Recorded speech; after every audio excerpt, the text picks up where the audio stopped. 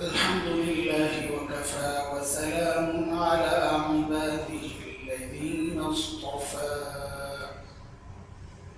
أما بعد فأعوذ بالله من الشيطان الرجيم بسم الله الرحمن الرحيم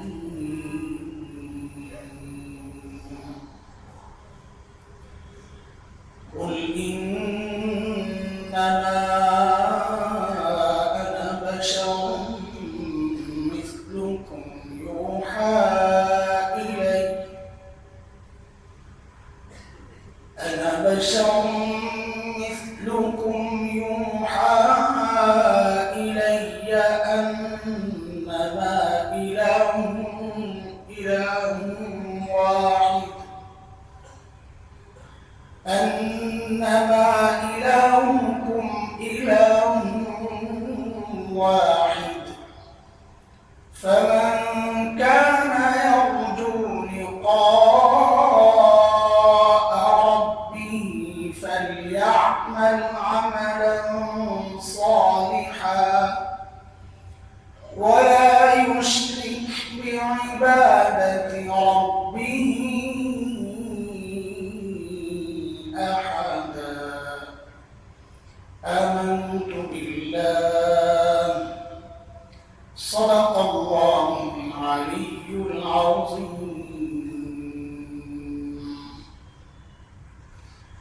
محترم মুসলিয়ান کرام আল্লাহর দেওয়া সবচেয়ে বড় নিয়ামত এর মধ্যে অন্যতম শ্রেষ্ঠ নিয়ামত ঈমানের নিয়ামত। এই নিয়ামতের সবচেয়ে বেশি প্রয়োজন যে সময়টা সেটা হচ্ছে মৃত্যুর সময়। সারা জিন্দেগি বেঈমান ছিল এমন বহু আল্লাহর বান্দার ইতিহাস আছে, সাহাবীদের মধ্যেও আছে, কিন্তু মৃত্যুর ঠিক আগ মুহূর্তে ঈমান কবুল করছেন। শাহাদাত খালি ঈমান কবুল করেন নাই, শহীদ হয়েছেন। জিহাদের ময়দানে আসছেন, ময়দানে ঈমান কবুল করছেন, যুদ্ধ করে কাফেরের বিরুদ্ধে ওই ময়দানে শাহাদাত বরণ করছে।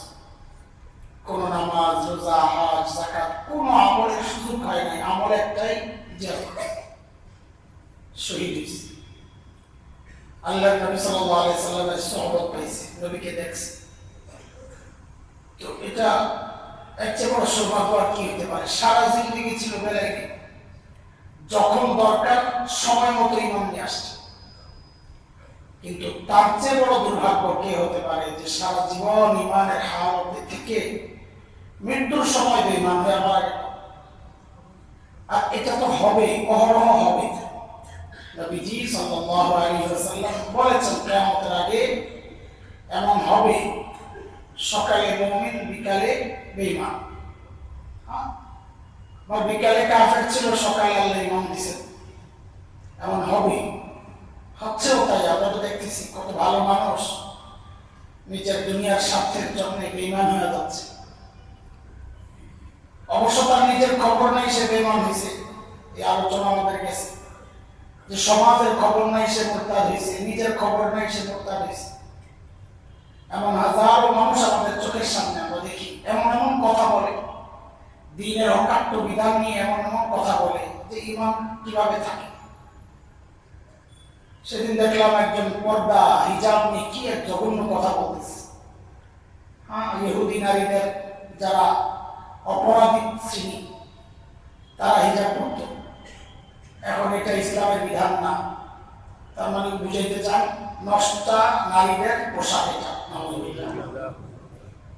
এই যে পর্দা, এটা শরীয়তের একটা অকাট্য বিধান। শরীয়তের যে কোনো অকাট্য বিধানকে অস্বীকার করলে, তাচ্ছিল্য করলে, তো তার মধ্যে সন্দেহ প্রকাশ করলে ঈমান কেন থাকবে? ঈমান থাকে না। ওদেরকে বললে লাভ নয়, ওরা মনে করে যে আমার ঈমান আবার কেমনে যায়, ঈমান আবার যায় কেমনে? আমার বাপ হজ করছে, আমার দাদা হজ করছে, আমার ঈমান কেমনে যায়? কিছু বললেই ওগুলা বলে। আমাদের 14 গোষ্ঠীর সবাই হাদিস, আমরা নিয়মিত ধর্ম চর্চা করি, আমরা প্র্যাকটিসিং মুসলমান। আরে বাপরে বাপ, কি যে কথাবার্তার ধরো, অথচ এমন এমন কথা বলে যে তার ঈমান চলে যাওয়ার মধ্যে কোনো সন্দেহ থাকে না। বেঈমান হওয়ার জন্য দ্বীনের সমস্ত বিধানকে অস্বীকার করা তো জরুরি না রে ভাই। বেঈমান হওয়ার জন্য যে কোনো একটা অকাট্য বিধানকে অস্বীকার করলেই তো মানুষ বেঈমান হয়ে যাবে। আল্লাহ, তো আমরা কোরআন হাদিস থেকে কিছু আমল আমরা আলোচনা করতেছিলাম।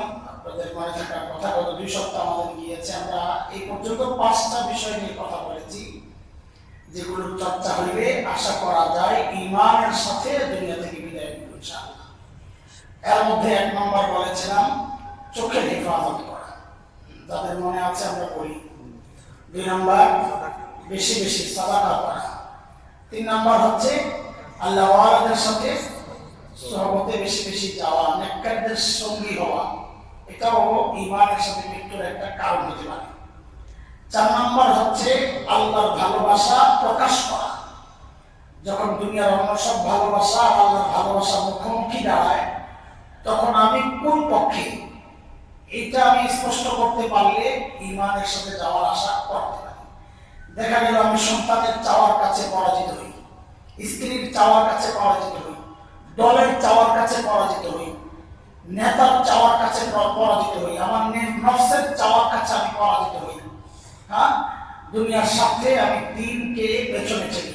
আমাদের অধিকাংশের হালত এটাই, কিন্তু আপনি খেয়াল করে দেখেন আমাদের অধিকাংশের অবস্থা এটাই যে আমরা আল্লাহর মহব্বত প্রকাশ করতে পারি না। কারণ আল্লাহর মহব্বত প্রকাশ নানান ভাবে হবে, আমার কাজে হবে, আমার প্রতিবাদে হবে, আমার সুরতে হবে। আমি সমাজ কি বলবে এই চিন্তায় দায়ী পর্যন্ত রাখতে পারি না। সমাজ কি বলবে এই চিন্তা আমার বিবিকে শরীরী পর্দার মধ্যে আনতে পারি না। সমাজ কি বলবে এই জন্য আমি আমার বিয়ের সাথে প্রোগ্রামগুলোকে ইসলামের লেভেল লাগাইতে পারি না। আমি ওদের মতো করে সবকিছু সাজাই, কেন? একটা প্রেস্টিজ ইস্যু এটা। যাদের কাছে ঈমানের চেয়ে দ্বীন মানার চেয়ে সামাজিক প্রেস্টিজটা বড়, তো বোঝা গেল তিনি আল্লাহর মহব্বত প্রকাশ করতে পারেন নাই। আর মহব্বত প্রকাশ তখনই হয় যখন এটা হৃদয়ে গাঁথে। দিলের মধ্যে মহব্বত না থাকলে প্রকাশ করতে পারে, গোড়াই তো নাই। আমাদের অধিকাংশের হালত এটাই। এটা নিশ্চিত কেউ কষ্ট পাইলেও আমাকে মাফ করবেন, আমাদের দিলের মধ্যে আল্লাহর মহব্বত যে নাই, এটা আমি আমার কাজে করবে বারবার প্রকাশ করতেছি। নামাজ পড়ি হয়তো আনুষ্ঠানিক সামাজিকতার কারণে, মানুষ কি বলবে, অথবা অথবা সর্বোচ্চ জাহান্নামের আযাবের ভয়। আল্লাহর মহব্বতে না। আল্লাহর মহব্বতে নামাজ পড়লে আমার নামাজের আসা আর যাওয়ার ধরন কেমন হতো না? হ্যাঁ, একজন নিজের আপনজনকে ছেড়ে যেতে মন চায়। দুনিয়ার সব আপনজনের সিস্টেম তো এটাই। ছেড়ে গেলে আবার তার কাছে আসার জন্য স্থির থাকি। আরে সন্তানের কথাই চিন্তা করে, ঘর থেকে বের হওয়ার সময় মন চায় না, আবার গেলে কখন আসবো, বাচ্চাদেরকে দেখবো, অস্থির থাকি। কেন? এটা ভালোবাসার প্রকাশ। আল্লাহকে যদি কেউ ভালোবাসতো তো ওই হাদিস ক্বালবুহু মুআল্লাকুন বিল মাসাজিদ, এমনটাই হতো যে মসজিদে তার দিল লেপ্টে থাকতো, আসলে যেতে মন চাইতো না, গেলে থাকতে মন চাইতো না, অস্থির থাকতো ফেরত আসার জন্য। এটা আল্লাহর মহব্বতের প্রকাশ। তো এই মানদণ্ডে আল্লাহ না করুন, আল্লাহ আমাদেরকে বাঁচান, আমরা প্রায় সবাই এই মানদণ্ডে আসা আল্লাহর মহব্বত আমরা প্রকাশ করতে পারি না। 5 নম্বর হচ্ছে আল্লাহর ভয়ে গুনাহ ছেড়ে দেওয়া। আল্লাহর ভয়ে গুনাহ ছেড়ে দেওয়া। আল্লাহর মহব্বত প্রকাশ করা যেমন, আবার আল্লাহকে ভয় করাও তেমন। আর ভয় করা মানে খালি মুখে বলা ভয় করা এটা। আল্লাহর ভয় মানে আল্লাহর ভয়ে আমি আল্লাহ যা নিষেধ করছেন তা করবো না, এটাই আল্লাহর ভয়। আল্লাহর ভয় দিকে আছে। এখানে যদি জিজ্ঞেস করি কে কে আল্লাহকে ভয় করে, আমার তো মনে হয় না যে একজনের হাতও নিচে থাকবে। যদি জিজ্ঞেস করি কে কে আল্লাহকে ভয় করে, হাত ওঠা, তো আমার তো মনে হয় না কারো হাত নিচে থাকবে, সবাই হাত উপরে ওঠাবে। অথচ নিজের ঘর চেক করলে দেখা যায় আল্লাহর নাফরমানির কত উপলক্ষ আমি আমার ঘরের মধ্যে রেখে দিচ্ছি। তবে কি হাত উঠাইলেন? এই হাতটা কি উঠাইলেন? আল্লাহকে ভয় করি এই কথা যদি সত্য হয়, তো আমার ঘরে আল্লাহর নাফরমানির এত আইটেম কেন, এত আয়োজন কেন? তার মানে আমি আল্লাহকে ভয় করি এই কথা আমার মুখে, দিলের বাস্তব না। আল্লাহ আমাদেরকে সত্যিকার অর্থেই আল্লাহ ভয় দিলের মধ্যে লালন করার তৌফিক দান করেন। এই 5টা আমাদের গত 2 জুমার আলোচনার বিষয় ছিল। 6 নম্বর, এই 5টাকে একটা প্যাকেট করে তো মুখস্থ রাখতে সুবিধা হবে। এক নাম্বার চোখের হেফাজত করা, নজরের হেফাজত করা, বেশি বেশি সাদাকা করা, 3 আল্লাহ ওয়ালাদের সহবতে বেশি বেশি সময় কাটানো, আসা যাওয়া করা, সম্পর্ক রাখা, 4 আল্লাহর ভালোবাসা প্রকাশ করা, 5 নাম্বার হচ্ছে আল্লাহর ঘরে গুনাহ ছেড়ে দেওয়া, 6 নাম্বার হচ্ছে আযানের জবাব দেওয়া। যারা নিয়মিত আযানের জবাব দিবে আশা করা যায় সেও ইমানের সাথে দুনিয়া থেকে বিদায় নিবে। কেন এটা আমরা একটু পরে আসতেছি, আগে একটু ইনশাআল্লাহ আগে একটু এই বিষয়ে একটু মাসআলা শুনি। প্রসঙ্গ যেহেতু আসছে আযানের জবাবে কিছু মাসআলা শুনি। আযানের জবাব মানে কি বুঝি আমরা? একটা হাদিস আসছে হযরত আবু সাঈদ খুদরি রাদিয়াল্লাহু তাআলা আনহু বর্ণনা, সমস্ত সিয়াসিতার সমস্ত কিতাবে হাদিস আসছে, বুখারী, মুসলিম, তিরমিজি, নাসাই, আবু দাউদ, ইবনে মাজাহ সমস্ত কিতাবে আসছে। হযরত আবু সাঈদ খুদরি রাদিয়াল্লাহু আনহু বর্ণনা, নবীজি সাল্লাল্লাহু আলাইহি ওয়াসাল্লাম বলেন, ইযা সামি'তুমুল মুয়াজ্জিন ফাকুলু মিসলা মা ক্বালা আল মুয়াজ্জিন, তোমরা যখন মুয়াজ্জিনকে আযান দিতে শোনো তো মুয়াজ্জিন যা বলে তোমরাও তা বলো। এটা হচ্ছে হাদিস। আমি আবার হাদিসটা বলি। নবীজি বলেন, তোমরা যখন মুয়াজ্জিনকে আযান দিতে শোনো তো মুয়াজ্জিন যা বলে তোমরাও তা বলো। এটা হচ্ছে হাদিস। এই হাদিসকে সামনে রেখে ওলামারা আযানের জবাবে মাসআলা বের করেছেন। 1 নম্বর কথা, এখানে অনেকগুলো কথা আসবে, গোলায় না ফেলে। 1 নম্বর কথা হচ্ছে মুয়াজ্জিন যা বলবে হুবহু আমরা তাই বলবো, সব বলবো, সব একদম আল্লাহু আকবার থেকে লা ইলাহা ইল্লাল্লাহ পর্যন্ত। ইকামতও ঠিক সেম, শুধু ভিন্ন হাদিস থেকে যেহেতু 2-4টা, এখানে মোট 4টা বাক্য টোটাল, আযান এবং ইকামতের মোট 4টা বাক্য। হাইয়া আলাস সালাহ, হাইয়া আলাল ফালাহ, ফজরে as-সালাতু খায়রুম মিনান নাওম, ইকামতে কামাতিস সালাহ। এই 4টা হলো ব্যতিক্রম বাক্য, আর বাকি সব তো এক। তো এই 4টার ক্ষেত্রে যেহেতু অন্য সবগুলো মুয়াজ্জিন যা বল হুবহু তাই বলবো, এগুলোর ক্ষেত্রে একটু ব্যতিক্রম। কেন এটা বুঝে না? এগুলো ব্যতিক্রম কেন একটু বুঝে না? এই 4টা ছাড়া যতগুলো শব্দ আছে আযান ইকামতের সবগুলো জিকির, আল্লাহু আকবার, আল্লাহু আকবার জিকির। কাজে মুয়াজ্জিন যা বলবে আমরা তাই বলবো। আশহাদু আল্লা ইলাহা ইল্লাল্লাহ, আশহাদু আন্না মুহাম্মাদুর রাসূলুল্লাহ, সব হ্যাঁ, আল্লাহু আকবার, আল্লাহু আকবার, লা ইলাহা ইল্লাল্লাহ, সব জিকির। ওই 4টা জিকির না, কাজে সে মুয়াজ্জিন যা বলবে হুবহু আমি বলবো না, আমি জবাব দেব। যেমন হাইয়া আলাস সালাহ, হাইয়া আলাল ফালাহ, এটা জিকির না, এটা জিকিরের দিকে আহ্বান। নামাজের দিকে আসো, কল্যাণের দিকে আসো, এটা জিকির না, এটা কি আহ্বান। তো আহ্বানের জবাব হলো আহ্বানের সাড়া দেওয়া। তো এই সাড়া দিতে গেলে শয়তান ধোঁকা দিবে আমাকে। আমি যখন মুয়াজ্জিনের ডাকে সাড়া দিতে চাইবো, মুয়াজ্জিন কেন ডাকতেছে আমাকে মসজিদে আসার জন্য, তো শয়তান আমাকে ধোঁকা দিবে। তো শয়তানের ধোঁকা থেকে বাঁচার জন্য তখন আমরা পড়ব লা হাওলা ওয়ালা কুওয়াতা ইল্লা বিল্লাহ। এটা হচ্ছে মূল বিষয়। হ্যাঁ, হাইয়া আলাস সালাহ, হাইয়া আলাস সালাহ মানে কি? নামাজের দিকে আসো। হাইয়া আলাল ফালাহ, হাইয়া আলাল ফালাহ মানে কি? সফলতার কল্যাণের দিকে আসো। তো আসতে গেলে কে বাধা দিবে? শয়তান। এখন শয়তান তার অস্ত্র কি? লা হাওলা ওয়ালা কুওয়াতা ইল্লা বিল্লাহ। ওই যে আমরা একটা মাঝখানে মাসআলা আপনাদেরকে বলছি, ইস্তিগফার বলতে বললে যে ইস্তিগফারটা সম্বন্ধে সবচেয়ে প্রসিদ্ধ ইস্তিগফার যেটা শোনা, তো দেখা যাবে অধিকাংশই একটু এদিক ওদিক করে। কি সেটা? আমি বলি, আমি এক জায়গায় থামবো, যদি বাকি থাকে ইস্তিগফারের বাকিটা আপনারা বলবেন। আমি কথাটা বুঝাইতে পারছি কিনা আবার বলি। আমি ইস্তিগফার করছি, এখন করবো ইনশাআল্লাহ। আমি এক জায়গায় থামবো, যদি বাকি থাকে তো বাকিটা আপনারা পড়বেন, তাইলে বোঝা যাবে আপনার হালত কি। পরীক্ষা হচ্ছে, আমি করতেছি, খেয়াল করে আস্তাগফিরুল্লাহ রাব্বি মিন কুল্লি যামবিন ওয়া আতুবু ইলাইহি।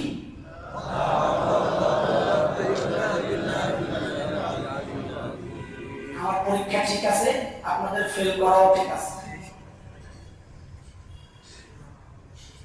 আমি যে সন্দেহ করছিলাম ওই সন্দেহ ঠিক আছে, এবং আপনারা ফেল যে করবেন এটাও ঠিক আছে।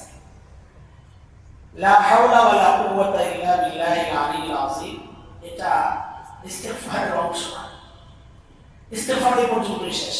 আস্তাগফিরুল্লাহ রাব্বি মিন কুল্লি যামবি ওয়া আতুবু ইলাইহি। তো বলে তো কি করতেছি এতদিন আপনারা কিছু বলেন না, আমরাও করতেছি। তো কি করতেছেন? ভুল করতেছেন না, এটাও মাথায় রাখেন। ভুল কিছু না, ভয় পায়েন না। কি করছি তাহলে তো একটু বুঝেন। ঘর থেকে বের হয়ে একটা কুত্তা ডিস্টার্ব করে, পাগলা কুকুর, ও খালি কামড়াইতে চায়। তো আপনারা একজনে একটা ওষুধ দিচ্ছে, ভয় পায় না, এটা সাথে রাখো, কামড় দিলেই সাথে সাথে লাগাই দেবে। আচ্ছা বলেন তো, আপনি এখন শুধু এই ওষুধ দিয়েই ঘুরবেন যে কুত্তা কামড়া, আমার কাছে ওষুধ আছে এরকম, নাকি নিরাপত্তার জন্য হাতে লাঠি একটা রাখবেন? বলেন আমাকে। যেমন কামড়াতে না পারে ওই জন্য লাঠি, কামড়ালে ওষুধ। এখন ওষুধ আছে বলেই আমি নিশ্চিন্তে যাব, কুকুর কামড়া, আমার কাছে ওষুধ আছে এরকম বলেন। কি করবেন? ওষুধ রাখবেন, সাথে একটা লাঠিও রাখবেন, যে যদি কামড় দেয় লাগাই দেব, আর কামড়াতে যেন না পারে ওষুধ দেয়, লাঠি একটা রাখবেন। তো এবার বুঝেন, শয়তান কুকুরের কামড়ের মধ্যে লাগানোর ওষুধ হচ্ছে ইস্তেগফার। পাইছেন ওষুধ? যে কুকুরকে কামড়াবি, আমার কাছে ওষুধ আছে। এখন ওষুধ আছে বলেই আমি নিশ্চিন্তায় হাঁটবো না, সাথে একটা লাঠিও রাখো যেন কামড়াইতে না পারে।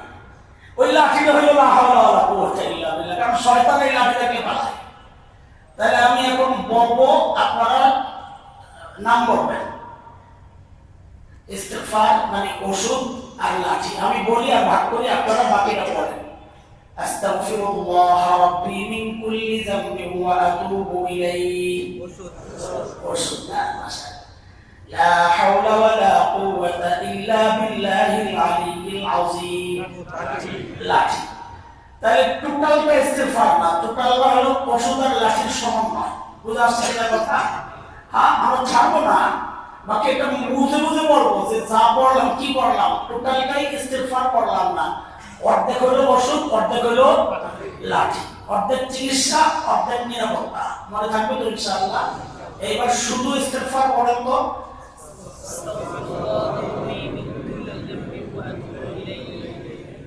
ওষুধ পাওয়া গেছে না, এবার লাঠিটা বলেন তো।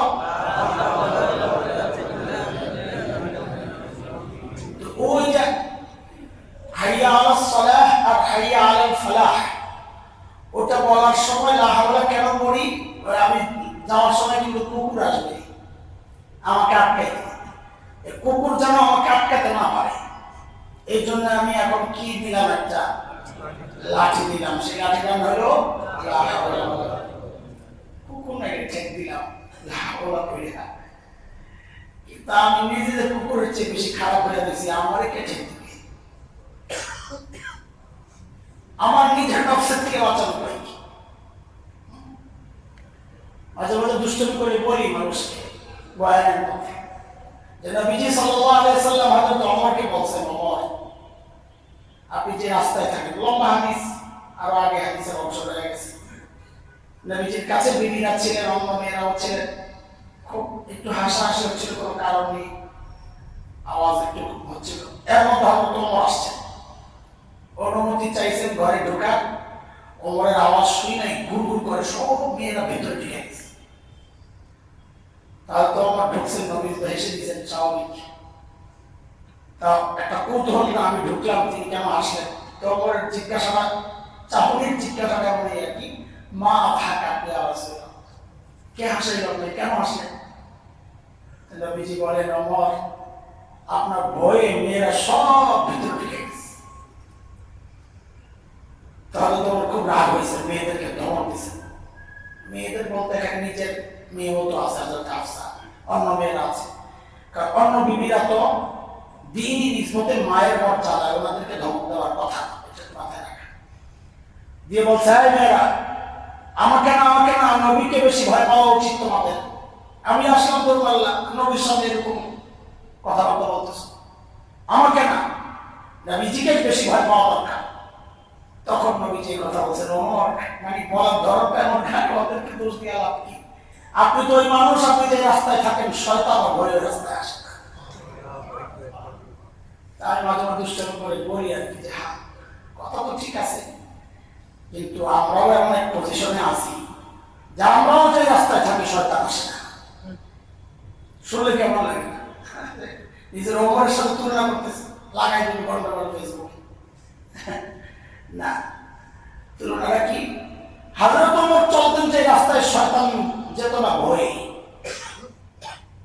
আর আমরা যেখানে যাই শয়তান দরকার মনে করে না যাওয়া অবস্থা। আপনি থাকতে আমার কাজ কি? আপনি তো চালে গেছেন, আমার যাওয়া দরকার। আমরা এতটা নষ্ট হয়েছি, এতটা নষ্ট হয়েছি। শয়তানও যেন আমাদের কাছে এসে মনে করে যে বেকার সময় কাটায় লাভ নাই, ও এমন ডোজ দিছি, ও এর উপরেই চলবে যথেষ্ট। লা হাওলা ওয়ালা কুওয়াতা ইল্লা বিল্লাহ। তো শয়তান না হয় ঠেক দিলাম, আমার নিজেকে ঠেক দিবে কে? এই জন্য আল্লাহ ওয়ালাদের সহবত দরকার। আমরা বলি আর কি কথার কথা, নফস এটা কখনো শয়তানের মুরিদ হয়, আবার কখনো আল্লাহ ওয়ালার মুরিদ হয়। মানে এই শয়তানের মুরিদকে আল্লাহ ওয়ালার মুরিদ বানায় তো নফস ঠিক হবে। মুরিদ হওয়া মানে আপনারা যেটা মনে করেন পীর মুরিদ দিয়ে একেবারে যায় ওইরকম আমরা এটাকে অস্বীকার করি না। এটা খুবই জরুরি এই সময়ের মধ্যে, খুবই জরুরি। আপনারা যেভাবেই মনে করেন ভণ্ড পীরদেরকে দেখে দেখে আপনারা বড় এমন এটার প্রতি একটা অনীহা তৈরি হয়েছে যে না, পীর মানি ভণ্ড, পীর মানি বেদাতি, পীর মানি শিরিক করার। রাস্তায় চলতেছেন, এক জায়গায় এক লোককে জিজ্ঞেস করছেন অন্ধকারে, ভাই অমুক জায়গায় যাবো, ঠিকানা একটু দেখা যাবে। ওই বেটা বলে আসেন। ও অন্ধকারের গলিতে নিয়ে ঢুকাই আপনারে বলে কি আছে দেন। এখন ওই যে একজনকে জিজ্ঞেস করছেন রাস্তা দেখায় দেন, ও নিয়ে ডাকাতি করছে। এখন আপনার মাথায় জিন্দিগি তার কাউকে আমি রাস্তা জিজ্ঞেস করব না, এটা কোনো ভালো মানুষ বুদ্ধিমানের কাজ। এক ভণ্ডরে জিজ্ঞেস করছেন আমি জান্নাত যেতে চাই, ভণ্ড আপনার চিপাই নিয়ে কইছে গরু দে, ছাগল দে, মহিষ দে, ওট দে। ওই জরিমানা দিয়া এখন আপনি মনে মনে চিন্তা করছেন জান্নাতে কেমনে যাওয়া লাগবে, আমি আর রাস্তা কারো কাছে জিজ্ঞেস করবো না। এটা তো বোকামির কথা। একজন পীর মানে কি? মুর্শিদ। মুর্শিদ ওই যে হজের সফরে যারা পুরান মানুষ তারা বলতে পারবেন বেশি। বাস থাকে যে বাস, আরাফা থেকে বাস আসে মুজদালিফায় মিনায়, আমরা বলি হেল্পার, ওরা বলে মুর্শিদ। মুর্শিদ হইল রাস্তা দেখায়, মুর্শিদ মানে রাস্তা দেখায়। শব্দগুলো এত আমরা বাজেভাবে ব্যবহার করতেছি যে এখন শরীয়তের এই সমস্ত শব্দগুলো এখন আমাদের কাছে কাপড় কেন। এখন মুর্শিদ মানে বাবা কেবলা দাড়ি ছাড়া, মুর্শিদ মানে বাবা কেবলা দাড়ি ছাড়া। যে মানুষ নিজে দাড়ি কাটে, আবার একজনকে দেখি খুব বয়ান দিতেছে, তার মুরিদ ছিল বড় হুজুর, ওদের বড় হুজুর। পরে আবার দেখছি তবা করে আসছে, আসার নিজের গ্রুপ ছাড়ে নাই, ওই পীর ছাড়ছে। আসলে দরবারে লেনদেন নিয়ে গল্প করেছে, শুনছি না। ও বেটা বয়ান দিতেছে যে আমাদের পীর তো আন্তর্জাতিক পীর, ইন্টারন্যাশনাল পীর। আমার পীর তো সারা দুনিয়ায় যেতে হয়, অনেক জায়গায় গাড়ি সহ গেলে ঝামেলা হয়। ওই জন্য হযরত এই কাজটা করছেন যেন সব জায়গায় যাওয়া যায়, সুযোগ পাইলে যেন বাড়িও ঢোকা যায়। নিয়ে তো সমস্যা। ওগুলো দেখে দেখে আপনারা মনে করছেন কি যে পীর মানে হচ্ছে এইরকম কিছু মানুষ। আমরা নিজেরাও কারো না কারোর সাথে সম্পর্ক রাখি, কারণ একা চলতে গেলেই ঝামেলা, হারায় যেতে চায়। সিস্টেমটা এটা, আমাদের এই দুনিয়ার সিস্টেমটা আমাকে কেউ আটকায় ধরে রাখবে, রাস্তা দেখাবে। শুধুই কিতাব দেখে যদি দিন মানা যেত তো আল্লাহ নবীর চেয়ে কিতাব বেশি বানাতেন। অথচ কিতাব মাত্র হাতে গোনা কয়টা, নবী কত হাজার হাজার। কেন? যে কিতাবী জ্ঞানের চেয়ে একজন মানুষ তোমার রাহবার হিসাবে বেশি কার্যকর।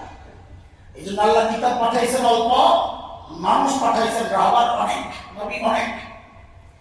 রাহবার লাগবে, রাহবার দোস্ত। হাক্কানি একজন আলিম, একজন বুজুর্গের সাথে সম্পর্ক রাখা, ইসলাহি তাআল্লুক রাখা, শুধু দ্বীনি বিষয় না। আমরা মনে করি যে আমাদের দুনিয়ার বিষয়গুলো একজন আল্লাহওয়ালার সাথে মশওয়ারা করে পরামর্শ করে করা দরকার, বরকত হবে। পরামর্শে বরকত আছে। তো পরামর্শ করবেন যেহেতু আপনি একজন আল্লাহওয়ালার সাথে করেন, তো ওখানে দিনও থাকবে দুনিয়াও থাকবে। উনি আপনার দিনই চিন্তাও করবেন, দুনিয়ার চিন্তাটাও করবেন। আর একজন দুনিয়াদারের সাথে পরামর্শ করবেন, উনি আপনাকে পরামর্শ দিবে, আখিরাতের চিন্তা করবে না। আর চাকরি পাইছো, ও ফাইন, ঢুকে যাও। কিন্তু একজন আল্লাহওয়ালা বলবে, ভাই ওই চাকরিতে সুদের কোনো কারবার আছে কিনা, আপনাকে সুদ অনুমোদন করতে হবে কিনা, ঘুষের কোনো কারবার আছে কিনা, অবৈধ কোনো বিষয় আছে কিনা, এগুলো উনি চিন্তা করে আপনাকে বলবে, ভাই এই কাজটা না যাওয়া উচিত আপনার। এই জন্য আমার দুনিয়াবি কোনো বিষয়, পারিবারিক সাংসারিক বিষয়গুলো নিয়েও একজন বুজুর্গের সাথে মশওয়ারা করা। বিয়ে শাদীর ব্যাপারও আমরা বলি, ভাই আল্লাহওয়ালাদের সাথে মশওয়ারা করে। আপনি আপনার ভাই বন্ধু খালা মামু এদের সাথে মশওয়ারা করবেন, ওরা দেখবে ছেলের বাড়ি ঘর কি আছে, মেয়ের বাবা কি আছে, ওরা দেখবে না। আর একজন আল্লাহওয়ালার কাছে যাবেন, উনি দেখবেন ছেলে দিনদার কিনা, নেককার কিনা। সে আল্লাহওয়ালার কাছে তো আসেন, আপনারা আগে আসেন না, পরে আসেন। আসা দরকার ছিল পরামর্শের জন্য, কিন্তু আসেন বিপদে পড়া তাবিজের জন্য। আসেন তো আসেন, ধরা খায় আসেন আর কি, আসেন না যেমন না। আপনাদের অনেকেই আমাদের কাছে আসেন, কখন আসেন? ধরা খাইয়া আসেন, এরপরে তাবিজের জন্য।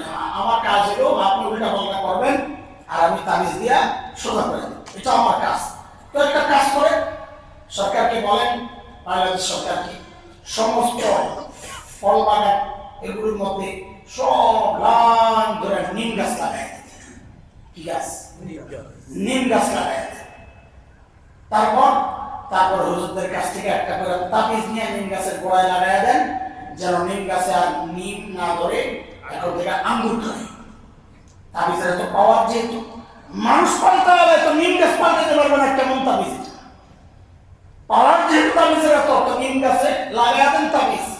ইনশাআল্লাহ চীন থেকে ভারত থেকে আমাদের আর আঙ্গুর আমদানি করতে হবে না, বরং আমরা নিজেরা খাইয়া দাইয়া আলুর মতো রফতানিও করতে পারবো। ঠিক আছে না? এত পাওয়ার যেহেতু তাবিজের। যাই হোক, কোথেকে কই গেছে, আল্লাহ আমায় মাফ করে, আপনারা মাফ করে দেন। ওই যে লা হাওলা ওয়ালা কুওয়াতা ইল্লা বিল্লাহ, মনে আছে? শয়তান তাড়াবো যে, কিন্তু আমারে তাড়াবে কে? আমি আমার নিজেকে কেমনে ঠিক করবো? তো ওই কথা থেকে বলছিলাম যে আল্লাহ আমাদের সাথে সম্পর্ক করলে তো শয়তানের মুরিদ ঠিক হয়ে যাবে ইনশাআল্লাহ তাআলা। নফস এটা যখন পবিত্র হয়, আল্লাহ বলেছেন ক্বাদ আফলাহা মান তাযাক্কা, যে নিজের নফসকে পবিত্র করে গুনাহমুক্ত রাখে সে সফল। আল্লাহর বলা সফলতা মানে অন্য আয়াতে আসছে, ফামান যুহজিহা আনিন নার ওয়া উদখিলাল জান্নাহ ফাকাদ ফাজ, যে জাহান্নাম থেকে বেঁচে গেল আর জান্নাত পেয়ে গেল, সে হচ্ছে প্রকৃত সফলতা। আল্লাহর কথা। তো আযানের মাসআলা যেটা বলতেছিলাম, জবাবের মাসআলা আমি বলি, আপনারা বলেন। আমি মনে করেন মুয়াজ্জিন, আপনারা আমার সাথে সাথে জবাব দিচ্ছেন, তাহলে প্র্যাকটিসটা হয়ে গেল। বলেন আল্লাহু আকবার, আল্লাহু আকবার, আল্লাহু আকবার, আল্লাহু আকবার, আশহাদু আল লা ইলাহা ইল্লাল্লাহ। খেয়াল করে বলেন, কিন্তু এখানে আমি কি ভুল করে ফেলবি। আশহাদু আন্না মুহাম্মাদার রাসূলুল্লাহ।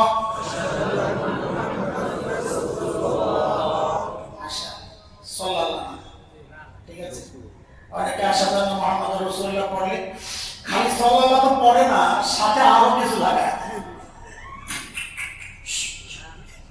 কি ভাই, কি করলেন না? এটার সাথে দুরূদের কি সম্পর্ক করেন? কোন পান আপনারা এগুলো? সুবহানাল্লাহ, এত বড় মুহাদ্দিস, দুনিয়ার সব মুহাদ্দিসের কোনো ব্যাখ্যায় নাই, আপনি একটা বানায় দিলেন। দুরূদ পড়লে, আশহাদু আন্না মুহাম্মাদুর রাসূলুল্লাহ পড়লে খালি দুরূদ পড়বে না, সাথে কি করবে? চোখের পাওয়ার বাড়ায় না, আর ইমানের পাওয়ার যে কমতেছে এটার খবর নাই। ভাই এটা বিদআহ। নবীজি যা বলেছেন, ইযা সামি'তুমুল মুয়াজ্জিন ফাকুলু মিসলা মা ক্বালা, মুয়াজ্জিন যা বলে তাই বলবা। আপনি এখানে দুধ কেন পড়বেন? ভাই নিজের কিছু মন মতো করার নাম ইবাদত না। আমরা বহুবার বলেছি, ইবাদত আল্লাহ রাসূলের হুকুম মানা।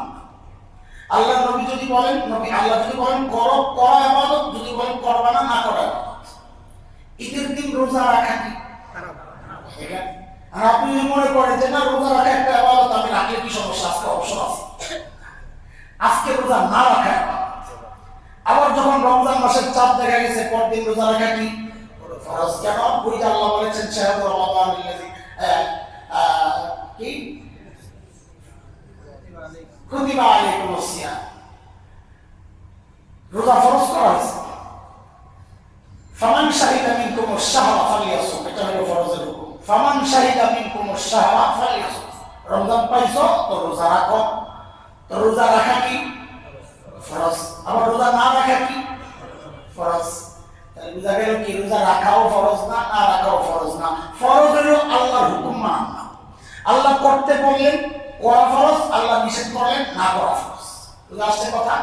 এই জায়গায় দুরূদ পড়ার কথা নবীজি বলেন নাই। নবীজি বলেছেন আযানের পরে দুরূদ পড়তে। দুরূদ কখন? এই দুরূদ কখন পড়ব? আযানের পরে। আযানের আগেও না, আযানের পরেও না, মাঝখানেও না। আযান সংক্রান্ত দুরূদের টাইম কোন জায়গায় বলেন? আযানের পরে। এটা হলো সুন্নাহ, এটা সুন্নাহ। এর বাইরে যা আছে সব বিদআত। আযানের আগেও দুরূদ ছাড়বো, আযানের মাঝখানেও দুরূদ ছাড়বো, সব দুরূদ পড়ব কোন জায়গায়? আচ্ছা ঠিক আছে, আপনারা জবাব ঠিক দিয়েছেন। আবার বলি আশহাদু আন্না মুহাম্মাদার রাসূলুল্লাহ। এটা আসছে ব্যতিক্রম, খেয়াল করে। হাইয়া আলাস সালাহ, হাইয়া আলাল ফালাহ, আল্লাহু আকবার, আল্লাহু আকবার, আল্লাহু আকবার, আল্লাহু আকবার, লা ইলাহা ইল্লাল্লাহ, লা ইলাহা ইল্লাল্লাহ। ধরেন একামত দিতেছে, তো সবগুলো ঠিক আছে, এক জায়গায় এসে ব্যতিক্রম। قد قامت الصلاة، قد قامت الصلاة، الله عدد। হ্যাঁ মাশাআল্লাহ। হ্যাঁ কি বলো? আবার বলো। আদান আদান। মাশাআল্লাহ। এখানে একটা কথা, তিনটা মত আছে এই জায়গায়। কেউ কেউ বলেছেন যেহেতু হাদিস ফাকুলু মিসলা মা ক্বালাল মুয়াজ্জিন, মুয়াজ্জিন যা বলে তাই বলো। তো কেউ কেউ বলেছেন যে এই কামাতের সালাই বলবে, কিন্তু যেহেতু অন্য একটা রিওয়ায়াত আছে এটা একটু দুর্বলতা আছে, এজন্য এটা অনেকে বলতে চান না, কিন্তু আমাদের ফিকহের কিতাবে ওইটাই আছে। আকামা আল্লাহু আদা দুররে মুখতারে এটা স্পষ্ট আছে, এবং অন্য মুহনি অন্য হাম্বলি মাযহাবের কিতাব ওখানেও আছে। ইমাম শাফিঈর মত এটা, অধিকাংশ ইমামের মত এটা, আকামা আল্লাহু আদা এটা বলা প্রকাশ। কিন্তু কেউ কেউ বলেছেন যেহেতু নবীজি বলেছেন হুবহু এটাই করতে, তো আগে কামাতের সালাহ বলো, তারপরে অন্য হাদিস যেটা আছে ওটার উপর আমল করো। আগে হুবহুটা বলো, তারপর বলো আকামা আল্লাহু আদামা। এই একটা মত আছে, কিন্তু অধিকাংশ ইমামদের মত হচ্ছে এখানে শুধু কি বলা আকামা আল্লাহু আদামা গেল এটা। আর হচ্ছে ফজরের নামাজের এক বাক্য, সেটা কোনটা? আসসালাতু খায়রুম মিনান নাওম। এখানেও এই একই কথা। কেউ কেউ বলছেন এটাই বলবে, কিন্তু যেহেতু আমরা রিওয়ায়াত আসছে সাদাক্তা ও বারারতা, কি সাদাক্তা মানে কি? মানে হচ্ছে সাদাক্তা। নবীজি যে বলেছেন আসসালাতু খায়রুম মিনান নাওম, এটা যে তুমি উচ্চারণ করলা এই কথাটা তুমি ঠিক বলেছো। ও বারারতা, এবং এই বিষয়ে আমাদেরকে আহ্বান করে, আমাদেরকে এই বিষয়ে সতর্ক করে তুমি একটা নেক কাজ করেছো। মুয়াজ্জিনকে আমি বলতেছি, তো কি বলবো? আসসালাতু খায়রুম মিনান নাওম, নামাজ উত্তম ঘুমের চেয়ে, এটা হচ্ছে নবীজি বলেছেন না। তো আমি মুয়াজ্জিনকে জবাবে কি বলতেছি? নবীজির এই কথাটা যে তুমি বললে কথাটা ঠিক আছে, সাদাকতা, এবং এই সুন্দর ভালো কাজের দিকে আমাকে যে তুমি আহ্বান করতেছো, এটা তুমি একটা নেক কাজ করছো, ভালো কাজ করছো, ভালোটা ঠিক আছে। এই হলো আযানের এক জবাব। আযানের সবচেয়ে গুরুত্বপূর্ণ জবাব কেউ কেউ বলেছেন সাথে সাথে নামাজের দিকে আসা, এটা হলো আযানের মূল জবাব। বুঝে আসছে কথা? এরপর আযানের দোয়া। নবীজি বলেছেন দুরূদ শরীফ পড়তে, নবীজিকে ওসিলা বানাইতে, মাগফিরাত চাইতে।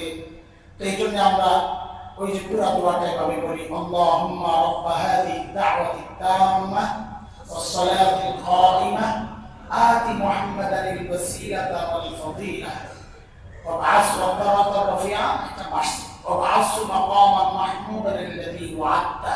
বুখারীর রিওয়ায়াত এই পর্যন্ত। বাইহাকীর রিওয়ায়াতে বাড়তিটুকু আছে, ইন্নাকা লা তুখলিফুল মিআদ, কাজে যদি ওই পর্যন্ত কেউ বলে ইন্নাকা লা তুখলিফুল মিআদ না বলে, তাহলে বুখারী রিওয়ায়াতের উপর আমল হয়ে যাবে যথেষ্ট। আর কেউ যদি মনে করেন দুই রিওয়ায়াতটাই আমি একসাথে করব, ইন্নাকা লা তুখলিফুল মিআদ, আল্লাহ নিশ্চয়ই আপনি ওয়াদা ভঙ্গ করেন না, ওয়াদা ব্যতিক্রম করেন না, এটা হইতে পারে, সমস্যা নাই। বুঝা আসছে কথা? এর দোয়া। তো শুরুতে কি করব? দুরূদ শরীফ। শুরুতে কি করব? দুরূদ শরীফ। একবার সবসময় নবী সাল্লাল্লাহু আলাইহি ওয়াসাল্লাম সংক্ষেপ করে দিয়েছেন, মাঝে মাঝে দুরূদ ইব্রাহিম একটু পড়ে লম্বা, হ্যাঁ একেবারে শুরুতে পড়ে না, মাঝখানেও পড়ে না, অথচ শেষে এটা সাল্লাল্লাহু আলাইহি ওয়াসাল্লাম সারা না, এটা তো ওই আগে না পড়ে পুরো সময়টা শেষে কাজে লাগা। দুরূদ লম্বাটাই পড়েন না, পুরাটা পড়বো আমরা, ঠিক আছে ইনশাআল্লাহ। এরপরে দোয়াটা পড়ব। এরপরে কোন কোন বুজুর্গরা বলেছেন আমার রাদিতু বিল্লাহি রাব্বা ওয়া বিল ইসলামি দীনা ওয়া বি মুহাম্মাদিন সাল্লাল্লাহু আলাইহি ওয়াসাল্লাম নবিয়্যুন ওয়া রাসূলা। এই হচ্ছে আযানের জবাবের কথা বলা। এখন আযানের জবাব দিলে আমার ঈমান সহ মৃত্যু, আমার ওইটা তো মিলিত, আমাদের মূল পয়েন্ট রয়ে গেছে না, যে আমরা আযানের জবাব দিলে আশা করা যায় ঈমানি মৃত্যু হবে, ওটা রয়ে গেছে না কথা। যেটা তো মাসাইল করলাম, ওটা কোথেকে আসলো? তো এটা আসলো হচ্ছে হাদিস থেকে। হাদিস থেকে নবীজি সাল্লাল্লাহু আলাইহি সাল্লাম বলেছেন, হযরত বিলাল আযান দিয়েছেন, আযান দেওয়ার পর নবীজি বলেন, মান ক্বালা মিসলা ক্বালা হাযা ইয়াকিনান দাখালাল জান্নাহ। ও যা বললো বিলাল হুবহু এটা যদি কেউ ইয়াকিনের সাথে পড়ে, ইয়াকিন মানে আল্লাহু আকবার, মানে আল্লাহ সবার বড় মহান, এটা হচ্ছে ইয়াকিন করে পড়ে, আশহাদু আল্লা ইলাহা ইল্লাল্লাহ আশহাদু আন্না মুহাম্মাদুর রাসূলুল্লাহ, যদি তার ইয়াকিন থাকে এবং দৃঢ় বিশ্বাস থাকে, তো নবীজি বলেন দাখালাল জান্নাহ, সে জান্নাতে ঢুকে যাবে। তাহলে কি বোঝা গেল? আযানের জবাব দিলে সে ইয়াকিনের সাথে সে জান্নাতি, তো ঈমানি মৃত্যু ছাড়া জান্নাতে কেমনে যাবে? তো এই জন্য বুজুর্গরা বলেন কেউ যদি আযানের জবাব নিয়মিত দেয় তো আশা করা যায় তার ঈমানি মৃত্যু হবে। কেন? নবীজি আযানের জবাবের ফলাফল কি বলছেন? জান্নাত। গেল 1 নাম্বার। 7 নাম্বার, আজকে আর ছাড়াছাড়ি না, আজকে জন্য শেষ করতে হবে। 7 নাম্বার, নিয়মিত মিসওয়াক করা। বলে নিয়মিত ওই মিসওয়াকের কত গুরুত্ব নবীজি দিয়েছেন। হাদিসে আসছে, লাউলা আন আশুক্কা আলা উম্মতি লাআমারতুহুম বিসওয়াক ইনদা কুল্লি সালাহ। নবীজি বলেন আমার উম্মতের যদি কষ্ট না হইতো, আমি প্রত্যেক নামাজ, এখানে মুহাদ্দিস ফকিহরা নামাজের অর্থ বলেছেন নামাজের আগে যে ওযু, ওটা যে প্রত্যেক ওযুর মধ্যে আমি মিসওয়াকের হুকুম করতাম। কিন্তু আহলে আরবরা নামাজ বলতে নামাজই মনে করেন। ওনারা দেখুন একামত শুরু হয়েছে, পকেটে চিকন একটা মিসওয়াক থাকে, এটা দিয়ে খিলাইলের মতো এমন এমন করে আবার এখানে তো হাদিসের উপরে আমল হয়ে যায়। তো হানাফি মাযহাব হলো এই টাইমে তুমি যে মিসওয়াক করতেছো যদি একটু রক্ত বের হয় তো ওযুটা ভেঙে যাবে। এই জন্য হানাফিরা এই এই এই মিসওয়াক দ্বারা নামাজের সময়টা ওরা উদ্দেশ্য নেন না, ওনারা বলে নামাজের আগে ওযুটা, যেটা ওযুর জন্য। আচ্ছা গেল, এই মিসওয়াক করলে আমার ঈমানের সাথে মৃত্যু কেন হবে? এটা ঠিক আছে, ওটা অনেক অনেক হাদিস থেকে এটা বোঝা যায়। নবীজি বলেছেন আসওয়াকু মাতহারাতুন লিল ফাম ওয়া মারদাতুন লির রব। মিসওয়াক দ্বারা মুখ পরিষ্কার হয়। কি বলছি? মুখ পরিষ্কার বলে মুখ পরিষ্কার হয়। পেস্ট যেটা ব্যবহার করেন এটা কি পেস্ট বলে? টুথপেস্ট না? বলেন বলেন, আপনারা বলেন, আপনারা শব্দ দিয়ে আটকে বলেন টুথপেস্ট। তার মানে ব্রাশ দ্বারা কি পরিষ্কার হয়? বলেন আরে বলেন দাঁত। আর নবী বলেন মিসওয়াক দ্বারা মুখ পরিষ্কার। মিসওয়াক আর ব্রাশের পার্থক্য কি? ব্রাশ দ্বারা কি পরিষ্কার হয়? দাঁত পরিষ্কার হয়। আর মিসওয়াক দ্বারা নবী বলেন মাতহারাতুন লিল ফাম, মুখ পরিষ্কার হয়। এখানে দাঁত আছে, মাড়ি আছে, গাল আছে, জিহ্বা আছে, ভিতরে ত্বক আছে, মিসওয়াক দ্বারা সব পরিষ্কার হয়। এই জন্য মিসওয়াকের কাজ ব্রাশ দ্বারা হবে না, এটা মাথায় রাখেন। ব্রাশ দ্বারা আমরা দাঁত পরিষ্কার হতে পারি, কিন্তু মিসওয়াকের যে লাভ, ওই লাভ কোনোদিন ব্রাশ দ্বারা হবে না। দাঁত মিসওয়াকের চেয়ে ব্রাশ দ্বারা বেশি পরিষ্কার হয়, এটাও ঠিক। কিন্তু এটা ঠিক, ব্রাশ দ্বারা কি পরিষ্কার হবে না? মুখ পরিষ্কার হবে না, দাঁত পরিষ্কার হবে। নবীজি বলেন মিসওয়াক দ্বারা মুখ পরিষ্কার হয়। এটা তো গেল বাহ্যিক লাভ, কিন্তু আখিরাতের লাভ নবীজি বলেন আমার দাতুল লির রব, মিসওয়াক করলে আল্লাহ রাজি হয়ে যান, তার উপর আল্লাহ খুশি হয়ে যান। আরে আল্লাহ যার উপর রাজি হয়ে যান, তার মৃত্যু ইমানের সাথে না হইলে তো আল্লাহ ইমানি মৃত্যু কাকে দিবেন? আল্লাহ ইমানি মৃত্যু কাকে দিবেন? সূরা আল ফাজর, সূরাতুল ফাজর শেষের দিকে যে আয়াত, একদম শেষ আয়াত, আল্লাহ নেককার বান্দাদেরকে ডাক দিবেন কি বলে? ইয়া আইয়াতুহান নাফসুল মুতমাইন্নাহ ইরজিই ইলা রাব্বিক রাদিয়াতাম মারদিয়া, যে দুনিয়ায় তুমি আল্লাহর সিদ্ধান্তে রাজি ছিলা, আজকে আল্লাহ ঘোষণা দিচ্ছেন মারদিয়া, আল্লাহ তোমার উপর রাজি। আল্লাহ রাজি মানে আল্লাহ পরে বলতেছেন ফাদখুলি ফি ইবাদি ওয়াদখুলি জান্নাতি, আমার নেককার বান্দাদের দলভুক্ত হয়ে তুমি জান্নাতে ঢুকে যাও। তার মানে আল্লাহর সন্তুষ্টি মানে হচ্ছে তার জন্য জান্নাত। আল্লাহর সন্তুষ্টি মানে হচ্ছে জান্নাত। তো এই জন্য মিসওয়াক দ্বারা যেহেতু আল্লাহর সন্তুষ্টি লাভ হয়, তাহলে আমার জান্নাতও ইনশাআল্লাহ। তো জান্নাত যেহেতু পাবো, তো বোঝা গেল আমার ঈমানি মৃত্যু না হলে তো জান্নাত পাবো না। তো এই জন্য বুজুর্গরা বলেন মিসওয়াক নিয়মিত করলেও আশা করা যায় মানুষটার ঈমানি মৃত্যু হবে, কারণ আল্লাহ তো তার উপর রাজি, খুশি হয়ে যান। আর নবীজি এটা কত গুরুত্ব দিচ্ছেন। আম্মা জান আয়েশার বর্ণনা আসছে, নবীজি বাইরে থেকে আসলে মিসওয়াক করতেন, নবীজি শোয়ার আগে মিসওয়াক করতেন, নামাজ ওযুর আগে তো করতেনই, সফর থেকে এসেও মিসওয়াক করতেন। জীবনের শেষ আমল নবীজির কি ছিল ভাই? মিসওয়াক ছিল। অথচ দেখেন আমাদের অধিকাংশ এই আমল থেকে আমরা গাফেল, অধিকাংশ। আরে আল্লাহ ওয়ালাদের একটা আমল আছে, হুজুর খালি শয়তান খালি ওয়াসওয়াসা দেয়। তা আমাদেরকে বলেন যে অনেকগুলো আমলের মধ্যে একটা আমল ওযু অবস্থায় থাকা, ইস্তিগফারের হালতে থাকা, লা হাওলা পড়া, বলে সাথে একটা মিসওয়াকও রাখা। এটাকে শয়তান ভয় পায়। মিসওয়াক যেহেতু আল্লাহকে সন্তুষ্ট করার অস্ত্র, এটা তো শয়তান ভয় পায়। এই জন্য আশা করে, এটা হাদিসের কথা আমি বলছি না, আশা করা যায় যে মিসওয়াক রাখলে আল্লাহ তাআলা ওই শয়তানের ওয়াসওয়াসা থেকে বাঁচাবেন, ঈমানি মৃত্যু হবে। তাহলে 6 নম্বর গেল আযানের জবাব দেওয়া, 7 নম্বর হচ্ছে মিসওয়াক করা, 8 নম্বর হচ্ছে বেশি বেশি জিকির করা। ঈমানি মৃত্যু চাইলে সবসময় জিকিরের হালতে থাকা। কারণ সূরা মুজাদালা 28 নম্বর পারার যে প্রথম সূরা, শেষ দিকে একটা আয়াত আসছে, ইস্তাহওয়াযা আলাইহিমুশ শাইতান ফাআনসাহুম যিকরাল্লাহ। শয়তান যখন কাউকে কাবু করে, তো কাবু করার আগে শয়তানের সর্বপ্রথম পুলিশ ধরলে কি করে? হাতে কি পড়ায়? হ্যান্ডকে পড়ায়, যেন সে বেকার হয়ে যায়। মানুষ অস্ত্র থাকলেও হাত বন্ধ থাকলে অস্ত্র ব্যবহার করতে পারে। শয়তান কাউকে কাবু করার সময় কি করে? ওই সর্বপ্রথম শয়তানের টার্গেট হলো তাকে আগে আল্লাহ ভুলায়, আল্লাহ ভুলেই তাকে গুনাহ করায়। ফাআনসাহুম যিকরাল্লাহ, আল্লাহ ভুলায়। শয়তান যেন আমাকে ওয়াসওয়াসা দিতে না পারে, এই জন্য জিকিরের হালতে থাকবে আর শয়তান আসবে না। আমাদের জিকিরগুলো আমাদের ব্রিগেড। ওই যে সূরা রাদের একটা আয়াত আসছে, লাহু মুআক্কিবাতুম মিন বাইনি ইয়াদাইহি ওয়া মিন খালফি ইয়াহফাযুনাহু মিন আমরিল্লাহ। নিরাপত্তা বেষ্টনী তৈরি হয়। এই নিরাপত্তা বেষ্টনী ফেরেশতা দেওয়া হয়। আবার মুফাসসিররা লিখেছেন যে কেউ যখন জিকিরের হালতে থাকে, এই জিকির গুলোও শয়তানকে তাড়ানোর জন্য, ঠেক দেওয়ার জন্য একটা নিরাপত্তা বেষ্টনী। বান্দা যতক্ষণ জিকিরের হালতে থাকবে, শয়তান তাকে ওয়াসওয়াসা দিতে পারবে না। শয়তানের ওয়াসওয়াসা মুক্ত থাকলে আশা করা যায় ঈমানের সাথে আমরা শেষ নিঃশ্বাস ত্যাগ করবো ইনশাআল্লাহ তাআলা। গেল 8 নম্বর। আবার বলি, 6 নম্বর কি? আযানের জবাব। 7 নম্বর কি? মিসওয়াক করা, নিয়মিত করা। 8 নম্বর হচ্ছে বেশি বেশি জিকির করা। 9 নম্বর হচ্ছে ঈমানি নিয়ামতের শুকরিয়া আদায় করা। যেহেতু আল্লাহর ওয়াদা আছে, লাইন শাকারতুম লাযিদান্নাকুম, নিয়ামতের শুকরিয়া আদায় করবো, বাড়ায় দেব। বাড়ায় মানে কি? বাড়ায় মানে হচ্ছে এই ঈমানকে নিয়ে আমি জান্নাত পর্যন্ত বসতে পারবো। এটা হচ্ছে বাড়ায় দেওয়া, লং টাইমের ঈমান। এটা হলো বাড়ায় দেওয়া।